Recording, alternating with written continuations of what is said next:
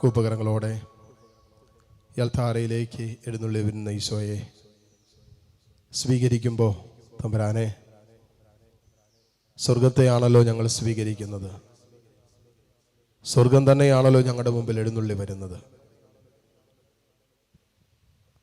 ലോകത്തെ കീഴ്മേൽ മറിച്ച കർത്താവ്, കല്ലറകളെ ഭേദിച്ച് പുറത്തു വന്ന കർത്താവ്, ഞാനാണ് പുനരുത്ഥാനവും ജീവനും എന്ന് പറഞ്ഞ കർത്താവ് ഇതാ യൽത്താരയിൽ ഇറങ്ങി വരുന്ന സമയം. വലിയ പ്രതീക്ഷയോടെ, പ്രത്യാശയോടെ, വിശ്വാസത്തോടെ, സ്നേഹത്തോടെ ദിവ്യകാരുണ്യ നമ്മുടെ മധ്യത്തിലേക്ക് ഈ നിമിഷം സ്വീകരിക്കാം.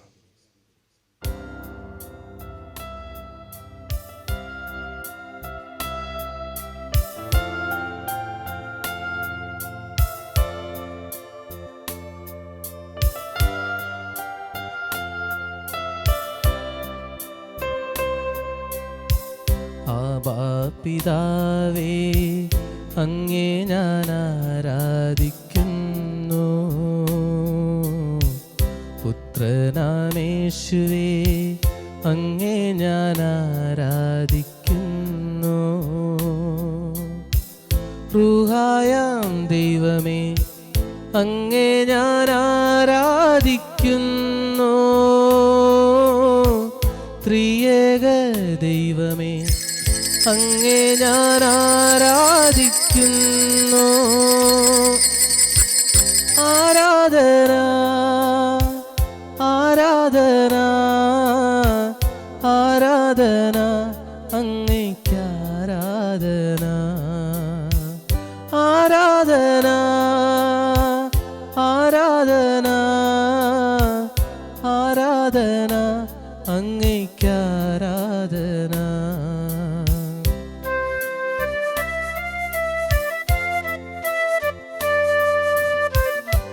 കർത്താവേ, പൂർണ്ണ ഹൃദയത്തോടെ ഞാൻ കർത്താവിന് നന്ദി പറയും. അവിടുത്തെ അത്ഭുത പ്രവൃത്തികൾ ഞാൻ വിവരിക്കും. ഞാൻ അങ്ങയിൽ ആഹ്ലാദിച്ചുല്ലസിക്കുമെന്നുള്ള സങ്കീർത്തകന്റെ വാക്കുകളോട് ചേർന്ന് കർത്താവേ, നിന്നെ ഞങ്ങൾ ആരാധിച്ച് നിനക്ക് നന്ദി പറയുന്നു. സ്നേഹമായി അൽത്താരയിൽ എഴുന്നള്ളിരിക്കുന്ന ഈശോയെ, സ്നേഹം കൊണ്ട് തന്നെ ഞങ്ങളെ നീ ആശീർവദിച്ച് വിശുദ്ധീകരിക്കണമേ. ഈശോയെ, ജീവനും ജീവിതവും ഈശോയെ ഞാൻ അങ്ങേയ്ക്കായി ഏകിടുന്നു. ആമേൻ. എൻ ജീവനും ജീവിതവും ഈശോയെ ഞാൻ അങ്ങേയ്ക്കായി ഏകിടുന്നു. കർത്താവേ, എൻ സമ്പത്തും ആരോഗ്യവും ഞാൻ നിനക്കായി നൽകിടുന്നു.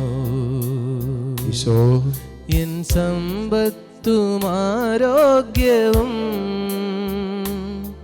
ഞാൻ നിനക്കായി നൽകിടുന്നു. യേശുവേ, യേശുവേ, ഹൃദയം കൊണ്ട് വിളിച്ച മക്കളെ, യേശുവേ, സ്നേഹത്തോടെ വിളിച്ച് യേശുവേ, ആമേൻ. യേശുവേ,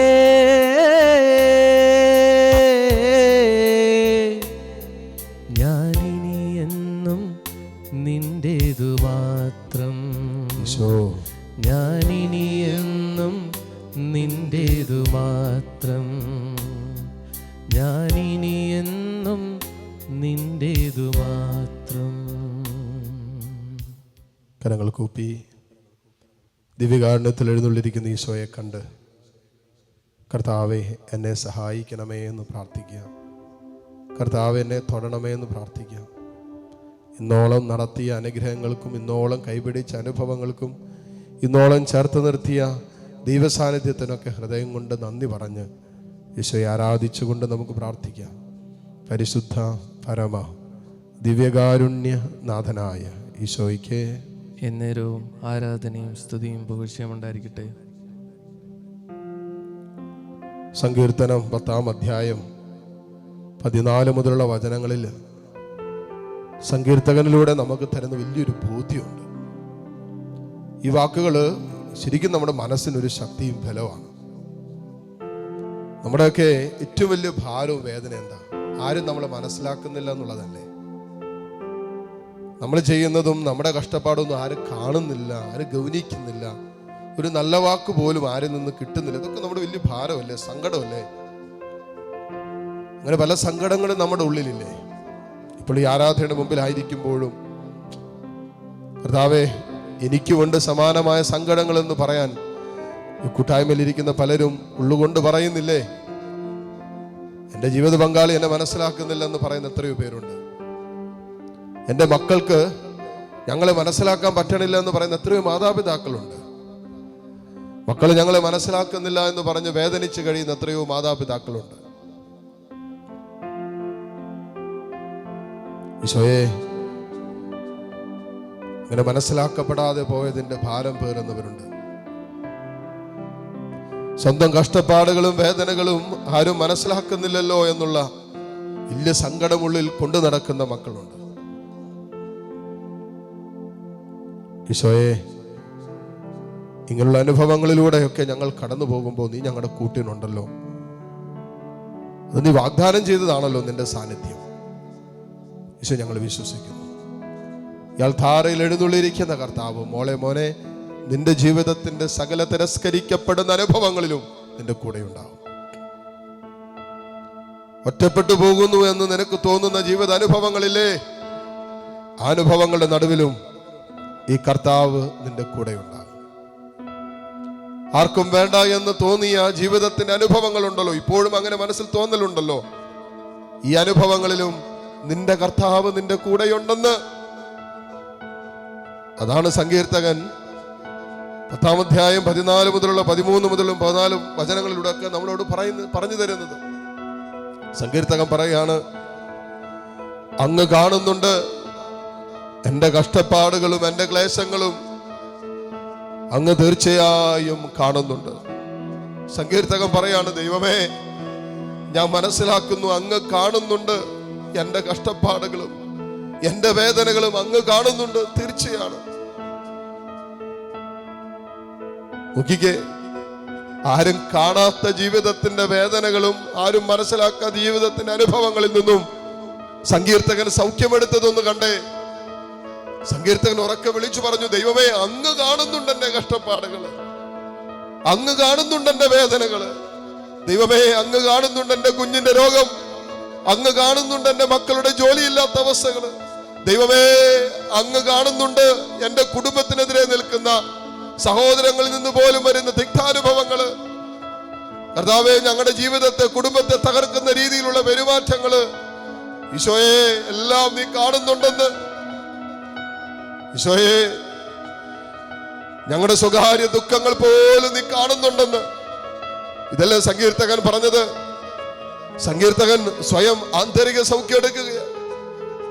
ആരും തന്നെ മനസ്സിലാക്കാത്തപ്പോ, ആരും തന്നെ കാണാതെ പോയപ്പോ, ആരും തന്നെ ഗൗനിക്കാതിരുന്നപ്പോ, അതുപോലെ ഉള്ളിൽ വലിയ ഭാരവും സങ്കടവും നൊമ്പരവും ഒക്കെ കൊണ്ടു നടന്നപ്പോ സങ്കീർത്തകൻ പറഞ്ഞു, കർത്താവേ, ഞാൻ മനസ്സിലാക്കുന്നു നീ കാണുന്നുണ്ട് എന്നെ, മതി.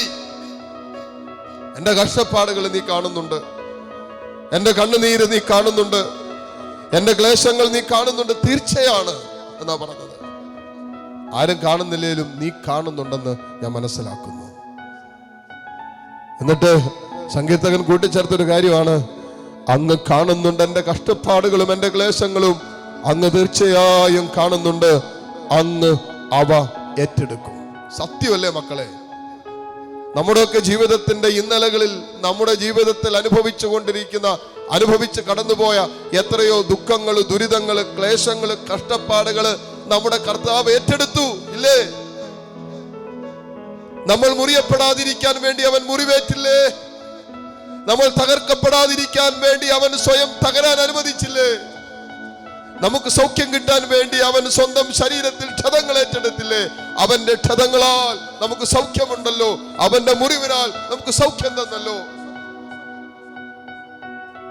ഇന്നലകളുടെ എത്രയോ ജീവിത അനുഭവങ്ങളില് തകർന്നു പോകാമായിരുന്ന നിശേഷം അവസാനിപ്പിക്കാമായിരുന്ന ജീവിതത്തിന്റെ എത്രയോ വേളകളിൽ കർത്താവ് നമ്മളോട് കരുണ കാണിച്ചു, സ്നേഹം ചൊരിഞ്ഞു, നമ്മുടെ കഷ്ടപ്പാടുകളും നമ്മുടെ ദുഃഖങ്ങളും നമ്മുടെ ദുരിതങ്ങളും നമ്മുടെ ഇല്ലായ്മകളിലും നമ്മുടെ പോരായ്മകളിലും നമ്മുടെ ഞെരുക്കങ്ങളിലും നമ്മുടെ ദൈവം ഇറങ്ങി പ്രവർത്തിച്ചത് കൊണ്ടല്ലേ നമ്മൾ ഇന്നും ജീവിച്ചിരിക്കുന്നത്.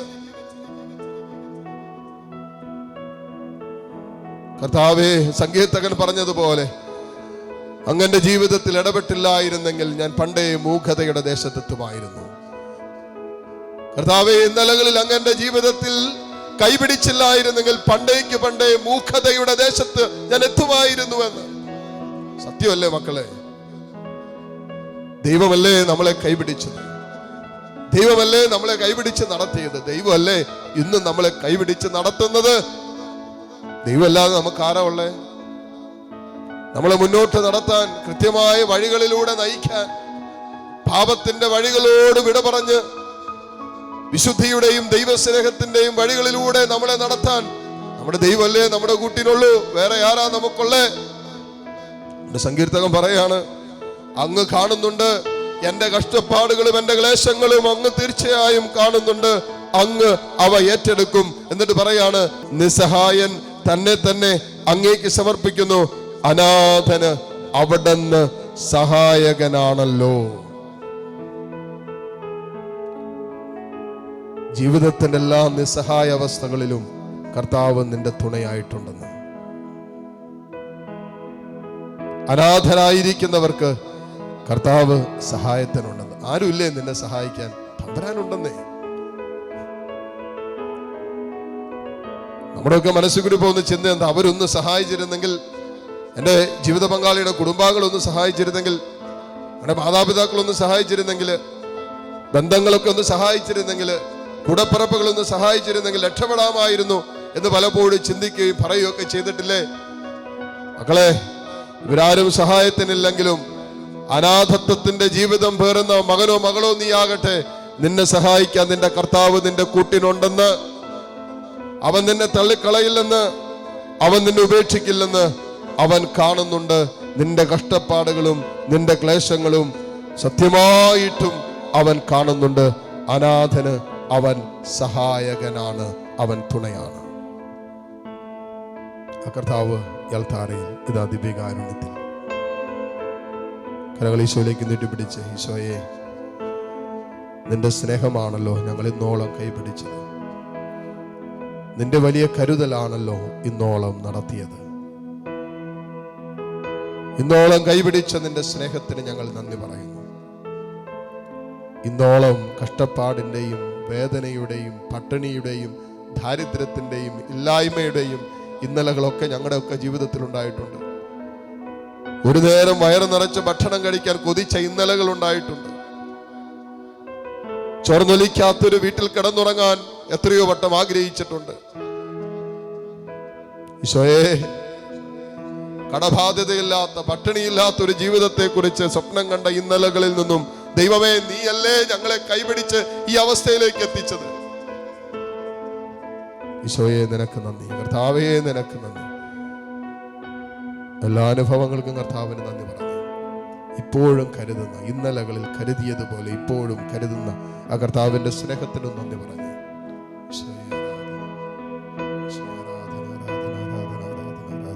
സ്വപ്നങ്ങൾ പൊലിഞ്ഞാലും ദുഃഖത്താൽ വലഞ്ഞാലും മിത്രങ്ങൾ അകന്നാലും ശത്രുക്കൾ നീരന്നാലും രക്ഷാകവചം നീ മായാതെന്നാളും അങ്ങിൻ മുൻപേ പോയാൽ ബലമെവിടെ?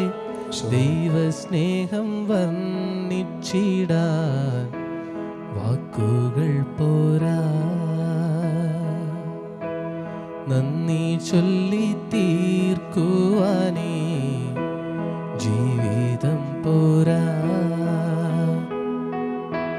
കഷ്ടപ്പാടിൻ കാലങ്ങളിൽ രക്ഷിക്കുന്ന സ്നേഹമോർത്താൽ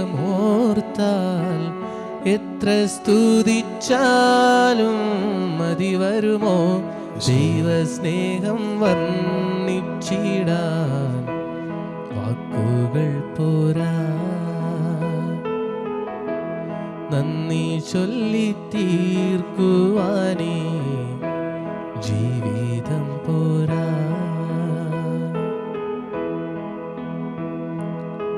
കർത്താവേ,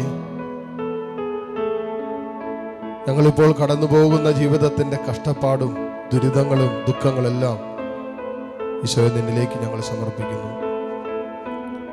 ഇന്നലകളിൽ ഞങ്ങളെ കരുതിയതുപോലെ തമ്പുരാനെ ഈ നിമിഷവും നീ കരുതണമേ. ഇന്നലകളിൽ കൈപിടിച്ചതുപോലെ ദൈവമേ ഈ നിമിഷവും നീ ഞങ്ങളെ കൈപിടിക്കണമേ.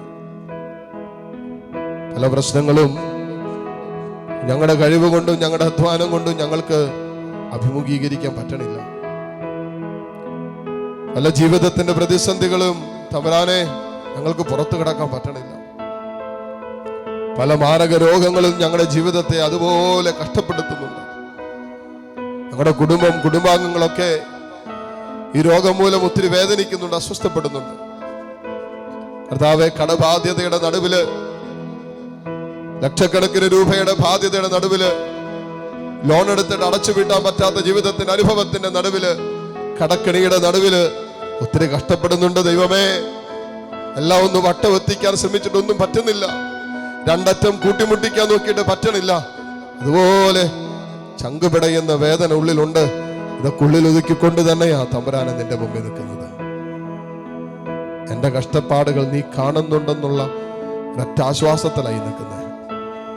എന്റെ വേദനകള് നീ കാണുന്നുണ്ടെന്നും നീ ഏറ്റെടുക്കുമെന്നുള്ള വചനത്തിന്റെ വാഗ്ദത്തത്തിൽ വിശ്വസിച്ചുകൊണ്ട് മാത്രമാണ് തമ്പുരാനെ നിന്റെ മുമ്പിൽ ഇപ്പോൾ ആയിരിക്കുന്നത്. കർത്താവേ, കൈവിടരുതേ. ദൈവമേ, എന്നെ നീ ഉപേക്ഷിക്കരുതേ, എന്നെ തള്ളിക്കളയരുതേ. ഈശോയേ, നിന്റെ സ്നേഹം കൊണ്ട് ഞങ്ങളിലേക്ക്, നിന്റെ കാരുണ്യം കൊണ്ട് ഞങ്ങളിലേക്ക് ഇപ്പോൾ ഇറങ്ങി വരണമേ. ഈശോയെ, ആരാധന, ആരാധന, ആരാധന, ആരാധന. സ്വന്തമായൊന്നുമില്ല, ഈശോയേ, സർവ്വതും നിന്ദാനം. ആമേൻ. സ്വസ്ഥമായുറങ്ങിടാൻ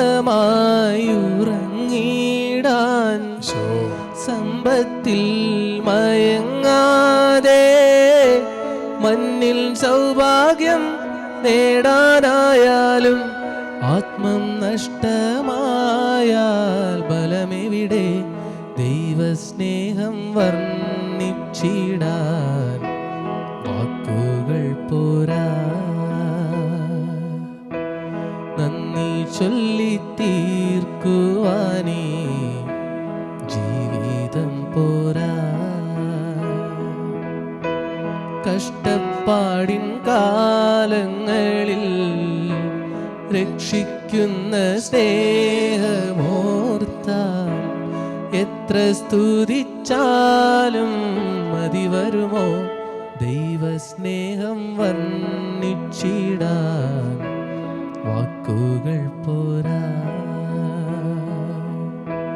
നന്ദി ചൊല്ലി തീർക്കുവാനേ ജീവിതം പോരാ. കരങ്ങൾ കൂപ്പി പിടിക്കാം. കണ്ണുകൾ തുറന്ന ദിവ്യകാരുണ്യത്തിലേക്ക് നോക്കാം. മക്കളെ, കർത്താവിൻ്റെ വചനം നമ്മൾ ഓർമ്മിപ്പിക്കുന്നു. സങ്കീർത്തകൻ 18-ാം അധ്യായം 30 മുതലുള്ള വചനങ്ങൾ. ദൈവത്തിൻ്റെ മാർഗം അവികലമാണ്, കർത്താവിൻ്റെ വാഗ്ദാനം നിറവേറും. കർത്താവിൻ്റെ വഴികൾ അവികലമാണ്, കർത്താവിൻ്റെ വാഗ്ദാനം നിറവേറും. ദൈവം എന്തെങ്കിലും വാഗ്ദാനം ചെയ്തിട്ടുണ്ടെങ്കിൽ നിശ്ചയമായിട്ടും നിറവേറും. അതുകൊണ്ട് കർത്താവിൻ്റെ വാഗ്ദാനങ്ങളിൽ വിശ്വസിച്ചുകൊണ്ട് നമുക്ക് പ്രാർത്ഥിക്കാം. തന്നിൽ അഭയം തേടുന്നവർക്ക് അവിടുന്ന് പരിചയമാണെന്നാണ് പറഞ്ഞത്. തന്നിൽ അഭയം തേടുന്നവർക്ക് അവിടുന്ന് പരിചയമാണ്. അവിടുന്ന് കർത്താവല്ലാതെ ദൈവം ആരുണ്ട്? നമ്മുടെ ദൈവമല്ലാതെ രക്ഷാശില എവിടെയുണ്ട്? അവിടുന്ന് തൻ്റെ ശക്തി കൊണ്ട് എൻ്റെ അരമുറുക്കുന്നു, എൻ്റെ മാർഗം അവിടുന്ന് സുരക്ഷിതമാക്കുന്നു. അവിടുന്ന് എൻ്റെ കാലുകൾക്ക് മാൻപേടയെ പോലെ വേഗത നൽകിയെന്നാ പറയുന്നത്. സങ്കീർത്തകൻ പറഞ്ഞു എന്ന് കേട്ടെ, തന്നിൽ അഭയം തേടുന്നവർക്ക് അവിടുന്ന് പരിചയമാണ്. അതുപോലെ സംരക്ഷണം കർത്താവ് നൽകുന്നു. മക്കളെ, ഈ നിമിഷം കരങ്ങൾ രണ്ടും മാറോട് ചേർത്ത് പിടിച്ച് വളരെ ശാന്തമായിട്ട് തമ്പുരാന്റെ സാന്നിധ്യത്തിൽ നിന്ന് ദൈവത്തിനൊന്ന് നന്ദി പറഞ്ഞേ. കർത്താവിന്റെ സംരക്ഷണത്തെ ഓർത്ത് നന്ദി പറ. ശരിക്കും പരിച പോലെയല്ലേ കർത്താവ് നമ്മളെ സംരക്ഷിച്ചത്? ശരിക്കും ഒരു കോട്ട കെട്ടിയല്ലേ കർത്താവ് നമ്മളെ പരിപാലിച്ചുകൊണ്ടിരിക്കുന്നത്? നമ്മുടെ വഴികൾ പാപകരമായ വഴികളായിരുന്നിട്ടും നമ്മൾ പലപ്പോഴും കർത്താവിന്റെ സ്നേഹത്തിന് ചേരാത്തതും ഇണങ്ങാത്തതുമായ ജീവിതാനുഭവങ്ങളിലൂടെ കടന്നുപോയിട്ടും കർത്താവിന്റെ ഹൃദയത്തെ മുറിപ്പെടുത്തുന്ന വേദനിപ്പിക്കുന്ന ജീവിത തീരുമാനങ്ങളിലൂടെ കടന്നുപോയിട്ടും തമ്പുരാൻ തന്റെ കാരുണ്യത്തിൽ അവന്റെ സ്നേഹത്തിൽ നമ്മളെ പൊതിഞ്ഞു പിടിക്കുന്നില്ലേ, സംരക്ഷിക്കുന്നില്ലേ? എത്ര നന്ദി പറഞ്ഞാലും തീരാത്ത രീതിയിലുള്ള ഒരു ദൈവിക സംരക്ഷണം കർത്താവ് നമുക്ക് തരുന്നില്ലേ?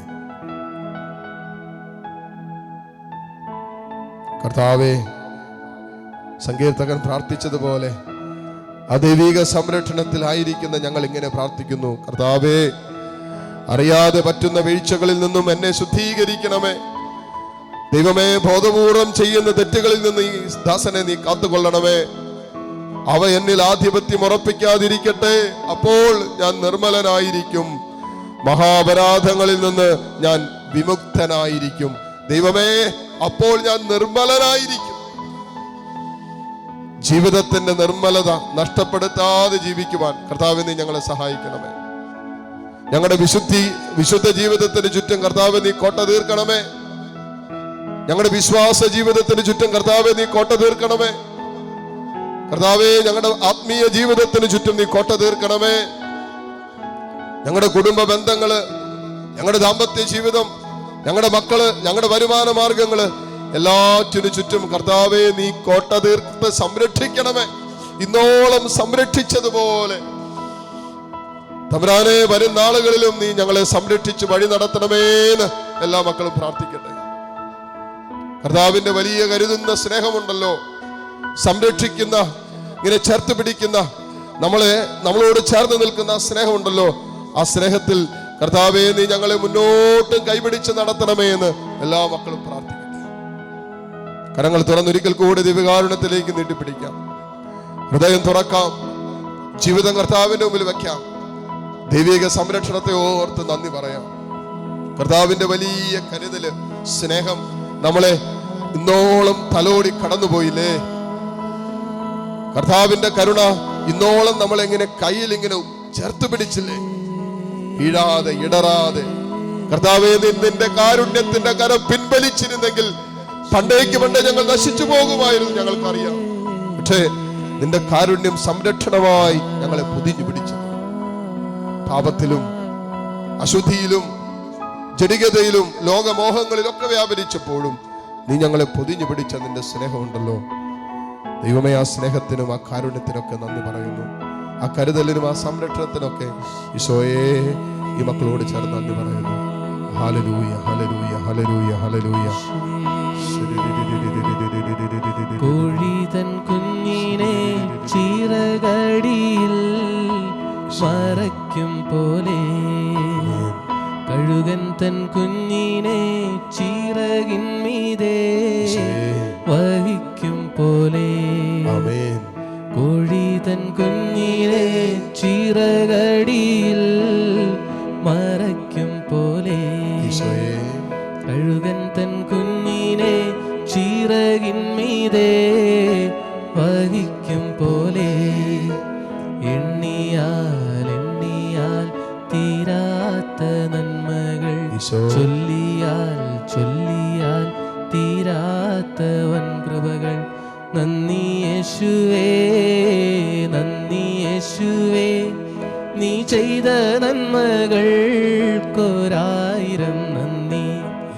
എൻ ശക്തിയാലല്ല, കൈയുടെ ബലത്താലല്ല, നിന്ദയല്ലയോ എന്നെ നടത്തിയത്. നിന്നത് കൃപയാ, കൃപയാ, ദൈവകൃപയാ. നിർത്തിയിടും ദയയാ,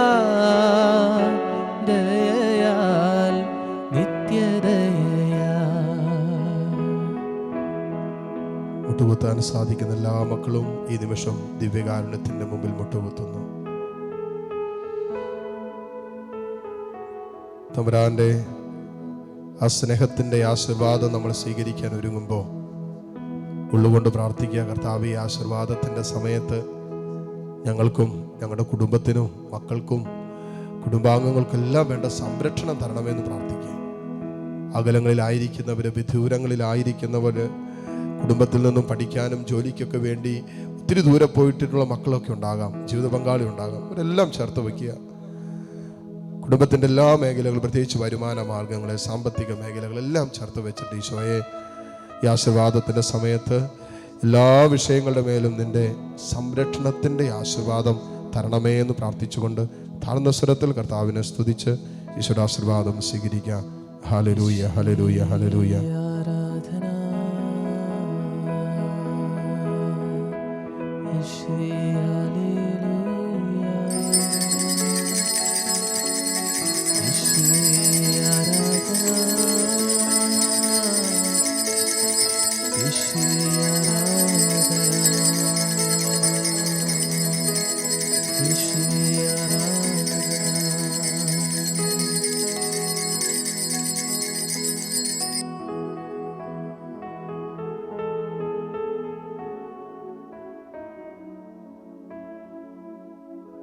പരിശുദ്ധ പരമ ദിവ്യകാരുണ്യ നാഥനായ ഈശോയ്ക്ക് എന്നേരവും ആരാധനയും സ്തുതിയും പുകഴ്ചയും ഉണ്ടായിരിക്കട്ടെ. പരിശുദ്ധ പരമ ദിവ്യകാരുണ്യ നാഥനായ ഈശോയ്ക്ക് എന്നേരവും ആരാധനയും സ്തുതിയും പുകഴ്ചയും ഉണ്ടായിരിക്കട്ടെ. പരിശുദ്ധ പരമ ദിവ്യകാരുണ്യ നാഥനായ ഈശോയ്ക്ക് എന്നേരവും ആരാധനയും സ്തുതിയും പുകഴ്ചയും ഉണ്ടായിരിക്കട്ടെ. പരിശുദ്ധ അമ്മയുടെ വിമല ഹൃദയത്തിലേക്ക് നമ്മളെ സമർപ്പിച്ചുകൊണ്ട് നമുക്ക് പ്രാർത്ഥിക്കാം.